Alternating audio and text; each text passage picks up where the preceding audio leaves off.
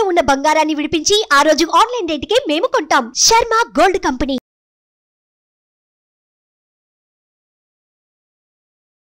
నమస్తే, welcome to Suman TV. నేను మీ యామిని. ప్రస్తుతం మనతో ఉన్నారు ప్రముఖ ఆధ్యాత్మికవేత్త డాక్టర్ అనంతలక్ష్మి గారు ఉన్నారు. అమ్మతో మనం మాట్లాడదాం. నమస్తే అమ్మ. నమస్తే తల్లి. అమ్మ, ముందుగా మీకు క్రోధీనామ సంవత్సర ఉగాది శుభాకాంక్షలు అమ్మ. అమ్మ, మీకు కూడా, ప్రేక్షకులకి, అంతేకాదు తెలుగు ప్రజలందరికీ కూడా క్రోధినామ సంవత్సర ఉగాది శుభాకాంక్షలు. అమ్మ, అసలు ఉగాది అంటే ఏంటమ్మా? అసలు మన ఉగాది అనేది మనం ఎందుకు జరుపుకోవాలి? ముందుగా ఉగాది అన్న పదం యుగాది అనే సంస్కృత పదం నుంచి వచ్చింది అని చెప్తారు. యుగములకు ఆది, మొదలు అనే అర్థంలో. కానీ దానికన్నా కూడా ఏం చెప్తారంటే, ఊ అంటే నక్షత్రమట, గా అంటే గమనంట, ఉగ ఆది నక్షత్ర గమనాన్ని లెక్కించటం మొదలుపెట్టింది అని. మనిషికి ఆలోచన ఉంది కదా, ఆలోచన వచ్చిన తర్వాత లెక్కలేస్తూ ఉంటాడు ప్రతిదానికి. ఆ లెక్కలేయడం మొదలెట్టాక అసలు ఈ భూమి ఎప్పుడు పుట్టింది, ఇట్లాంటి లెక్కలన్నీ వేసుకున్నాడు.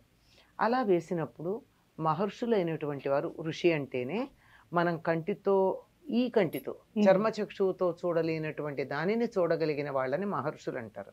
అటువంటి వాళ్ళు దర్శనం చేసి, వాళ్ళ చూపుని దర్శనం అంటారు. దర్శనం చేసి సృష్టి ఎప్పుడు ప్రారంభమైందో లెక్క కట్టారు. ఆ లెక్క కట్టి దాన్ని, ఆ లెక్కలను ఎలా కట్టారంటే నక్షత్రాల యొక్క కదలికను అనుసరించి కట్టారు. ఎందుకంటే మనం లెక్కలేస్తాం, ఏదో మనం ఒక యుగం అంటాం, తర్వాత ఇప్పుడు క్రీస్తు శకం అంటున్నాం. ఇవి రాను రాను మారిపోవచ్చు. క్రీస్తు శకానికి ముందేం లెక్కలేసాం, వేరే యుగాలు ఉండేవి. అట్లా మారిపోతూ ఉంటాయి రాజకీయ కారణాల వల్ల, సాంఘిక కారణాల వల్ల. ఇవేం మారకుండా ఉండేది నక్షత్రాల యొక్క స్థితి. దాన్ని అనుసరించి లెక్కలు కడితే ఎప్పుడూ కూడా మార్పు రాదు. దాని రకంగా లెక్క పెట్టడం మొదలుపెట్టి అలా వెనక్కి చూసి సృష్టి ఎప్పుడు ప్రారంభమైంది, భూగోళం ఎప్పుడు ప్రారంభమైంది అని లెక్క కట్టుకుంటే మన ఋషులు చెప్పినటువంటి ప్రకారం 129,29,49,124 సంవత్సరాలు పూర్తయి 125వ సంవత్సరంలో రేపు ఉగాది అంటే ఈనాడు ఉగాది నాడు ప్రవేశిస్తూ ఉంది. ఎంత జాగ్రత్తగా మన వాళ్ళు లెక్కలు కట్టి చెప్పారో చూడండి. దీన్ని కలియుగాలతో లెక్క చెప్పుకున్నట్టయితే కలియుగం ప్రారంభమై 5,124 అయి 125వ సంవత్సరం మొదలైంది కలియుగం నుంచి. అసలు భూమి ప్రారంభమై పుట్టిందప్పుడు అంటే భూమి యొక్క పుట్టిన రోజుగా మనం ఉగాదిని జరుపుకుంటున్నామమ్మా. ప్రతి సంవత్సరం ఇంకా ఉగాది జరుపుకుంటున్నామంటే భూమి యొక్క పుట్టినరోజుగా మనం లెక్క కట్టుకోవాల్సి ఉంది. అందువల్ల నక్షత్ర గమనాన్ని అనుసరించి లెక్క పెట్టడం మొదలు పెట్టిన రోజు ఉగాది. ఆ లెక్క ప్రకారం ఇక అప్పుడే ఎందుకు మొదలైంది, ఈ రోజే ఎందుకు లెక్క మొదలు పెట్టాలి అనే సందేహం కనుక వచ్చినట్టయితే దానికి కూడా మనకి మన శాస్త్ర గ్రంథాలు చక్కని నిదర్శనాలు చూపించాయి. అందులో ఏమిటంటే చైత్రే మాసే జగద్బ్రహ్మ ససర్జ ప్రథమేహని శుక్లపక్షే సమగ్రంతు తథా సూర్యోదయే సతి వత్సరాదో వసంతాదో రవిరాజ్యే తదైవచ. అంటే ఈ జగత్తుని బ్రహ్మ పూర్తి చేశాడు సృష్టి చేయడం. ఎప్పుడు సృష్టి కార్యం అనేది పూర్తి చేశాడు? చైత్రే మాసే, చైత్రమాసంలో. ఎప్పుడు? శుక్లపక్షే, శుక్లపక్షంలో.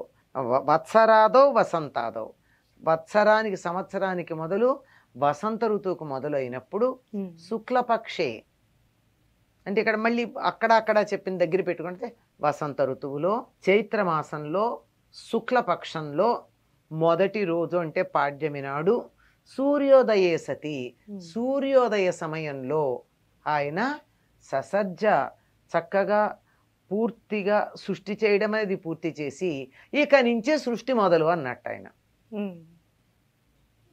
అంటే ఇంకా ఈ భూగోళం దీని మీద మానవులే కదా సమస్తమైన జీవులు వీళ్ళందరూ తిరగడం మొదలవుతుంది అని చెప్పినటువంటి రోజు.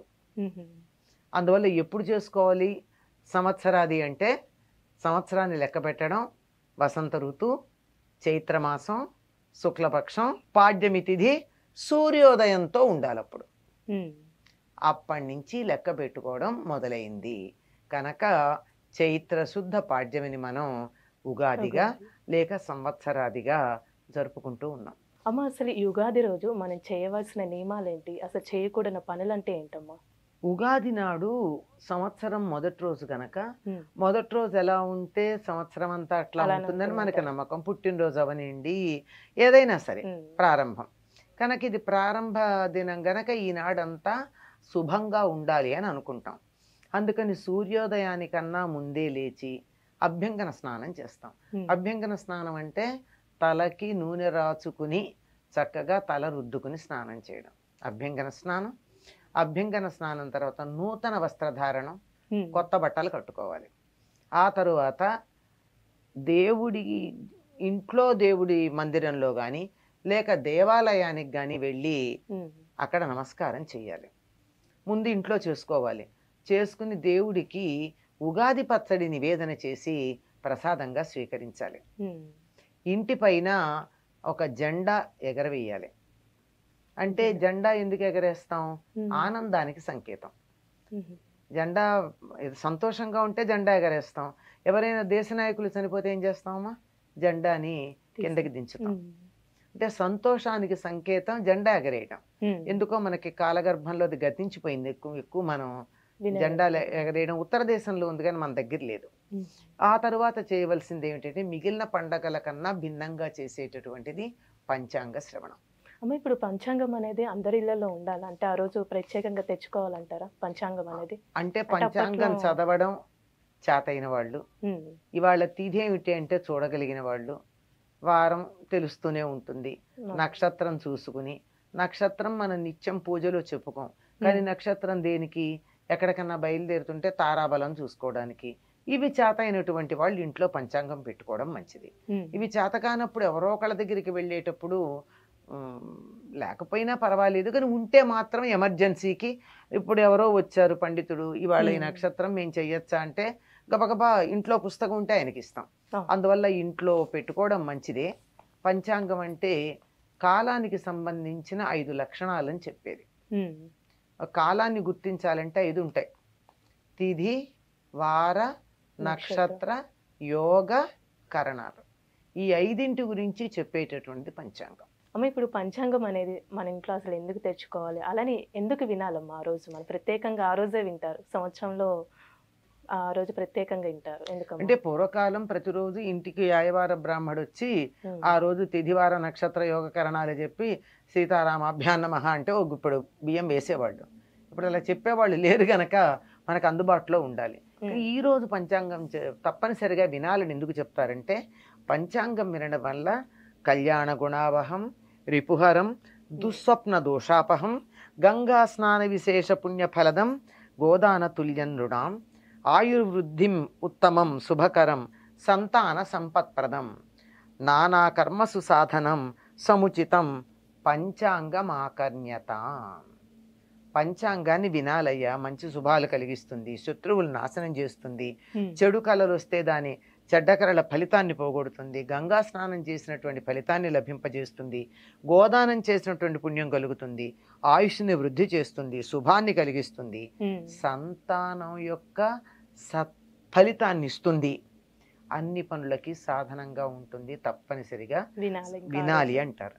ఎందువల్ల అంటే తిథిని వినడం వల్ల తిథేశ్చ శ్రియమాప్నోతి. ఇవాళ ఫలానా తిథి అని వింటే పాడ్యమే అని విన్నాం అనుకో, ఆ విన్నందువల్ల నాకు మేలు కలుగుతుంది. వారాదాయుష్యవర్ధనం, ఇవాళ మంగళవారం అని విన్నామనుకో, ఆ విన్నందువల్ల నాకు మేలు కలుగుతుంది, ఆయువు పెరుగుతుంది. అలాగే నక్షత్రాధరతే పాపం, ఇవాళ ఫలానా నక్షత్రం అని వింటే దానివల్ల నాకున్న పాపం కాస్త నశిస్తుంది. యోగాద్రోగ నివారణం, యోగం ఏది అన్నది విన్నందువల్ల రోగం పోతుంది. కరణాత్ కార్యసిద్ధిశ్చ, కరణం వల్ల కార్యము సిద్ధిస్తుంది. కరణం అన్న పదంలోనే పని చేయడం ఉన్నది, ఆ కార్యం సిద్ధిస్తుంది. పంచాంగ ఫలముత్తమం, పంచాంగం యొక్క ఫలితం చాలా ఉత్తమమైనటువంటిది. ఇవి తెలుసుకోవడం వల్ల ఉపయోగం ఉంటుంది అని చెప్పారు. అందువల్ల ఆ పంచాంగం ఆ రోజు వినాలి. ఇది కామన్గా చెప్పిన మాట. అసలు విషయం ఏమిటంటే పంచాంగంలో తిథివార నక్షత్ర యోగ కరణాలు మాత్రమే కాక ఈనాడు చెప్పేటటువంటి పంచాంగంలో ఆదాయ కందాయాలు చెప్తారు, రాజెవరు, మంత్రి ఎవరు ఇత్యాదులు చెప్తారు. వీటి వల్ల ఏమిటి లాభం అంటే, నాకు ఆదాయం ఎక్కువ వచ్చి ఖర్చు తక్కువ ఉందనుకో, అప్పుడు నేను దాచుకుని ఏదన్నా మంచి మంచి పనులు చేయడానికి ప్లాన్ చేసుకోవచ్చు. ఖర్చు ఎక్కువ ఉండి ఆదాయం తక్కువ ఉందనుకో, కొంచెం అప్పులు చేయకుండా జాగ్రత్త పడుతూ జాగ్రత్తగా ఉండడం అలవాటు చేసుకుంటాం. అంతేకాదు, ఈ సంవత్సరం ఏదో మంగళవారం వచ్చింది కనుక కందుల మీద ఏదో కుజుడు ప్రధానం పెడ, అప్పుడు ఏం చెయ్యాలి మనం? కందిపప్పు ముందే కొని తెచ్చి పెట్టుకోవాలి, లాభం. కంది పంట వేయడం తగ్గించుకోవాలి, లేకపోతే పంటలు పండవు. లేదా మన ప్రాంతంలో కంది పండుతుంది అని కనుక తెలిస్తే వెంటనే అన్ని పంటలు మాని కంది పంట వేస్తే వాడు లాభం వస్తుంది. కనుక ఒక సంవత్సరానికి సరిపడినటువంటి ప్రణాళిక, ఆర్థిక ప్రణాళిక, వ్యవసాయ ప్రణాళిక, మన నిత్య జీవితంలో చేసుకునే పనుల యొక్క ప్రణాళిక వేసుకోవడానికి పంచాంగం వినాలి. ఏదో ఫలానా అప్పుడు పుష్కరాలు ఉన్నాయి, ఫలానా అప్పుడు కత్తెర ఉంది, అప్పుడు గ్రహణాలు ఉన్నాయి, ఇవన్నీ ముందు తెలుసుకుంటే మనం ఆ సమయంలో పనులు పెట్టుకోం కదా. లేదా ఫలానప్పుడు ఏదో ఉంది అంటే పెళ్లి పెట్టుకోం కదా, శూన్యమాసం అని తెలిస్తే. కనుక సంవత్సరానికి ఒక ప్రణాళిక వేసుకోవడానికి కోసం మనం తప్పనిసరిగా పంచాంగాన్ని వినాలి అని చెప్తారు. అట్లా చెప్తే మనకి పెద్ద బుర్రకి ఎక్కదు. కనుక ఏమన్నారు, ఇది వింటే ఈ పుణ్యం, అది వింటే ఆ పుణ్యం అని చెప్పి మన చేత బలవంతంగా వినిపించారు. అది పంచాంగం యొక్క ఫలం.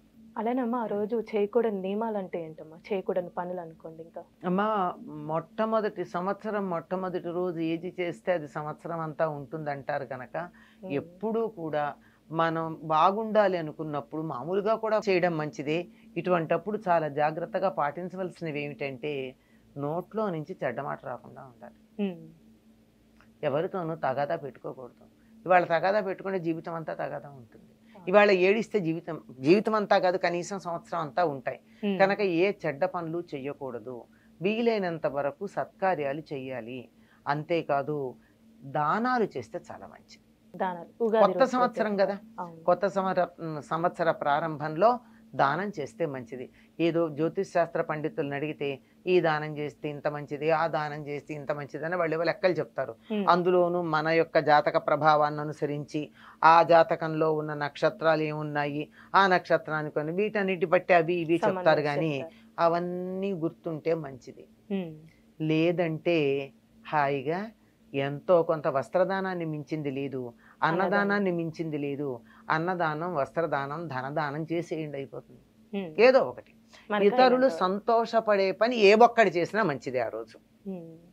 ఇక మిగిలిన పండగలకి ఈ పండగకి ఉన్న విశేషం ఏమిటంటే తేడా, పంచాంగ శ్రవణంతో పాటుగా ఉగాది పచ్చడి, 6 రుచుల సమ్మేళనం అంటారు. చాలా ఎందుకు అంటే 6 రుచుల సమ్మేళనంలో జీవితంలో అన్నింటినీ సమానంగా స్వీకరించాలని చెప్పడంతో పాటుగా ప్రకృతికి మనం దగ్గరగా ఉండడం ఇందులో విశేషం. ఈ వసంత ఋతువు, శరదృతువు అన్నవి యమదంష్టలుగా చెప్పబడ్డాయి. ఈ యమదంష్టలు అంటే ఏంటి? యముడు చాలా కూరలు రెడీగా పెట్టుకున్నాడు అనమాట, కసక్కన వండడానికి. అంచేత ఆయన కూరలకి చిక్కకుండా ఉండడానికి ఆరోగ్య సూత్రాలు పాటించాలి. ఈ ఆరోగ్య సూత్రాలు మనది ఎంతసేపు పర్యావరణంతో సంబంధం ఉంటుంది. ఏ పండగ చేసుకున్నా వ్యక్తి, కుటుంబము, సమాజము, పర్యావరణము, అంతరిక్షంలో ఉండే జ్యోతిష్ శాస్త్రం, వీటి సమన్వయం లేని పండగ ఏదీ లేదు మనకి. ఇందులో జ్యోతిష్ శాస్త్రం అంటే పాడ్యమి మనం చెప్పేసుకున్నాం. ఇంకా వ్యక్తి యొక్క ఔన్నత్యం అంటే ఈనాడు తప్పనిసరిగా చేయాల్సింది ఇది తినడం ఆరోగ్యానికి మంచిది.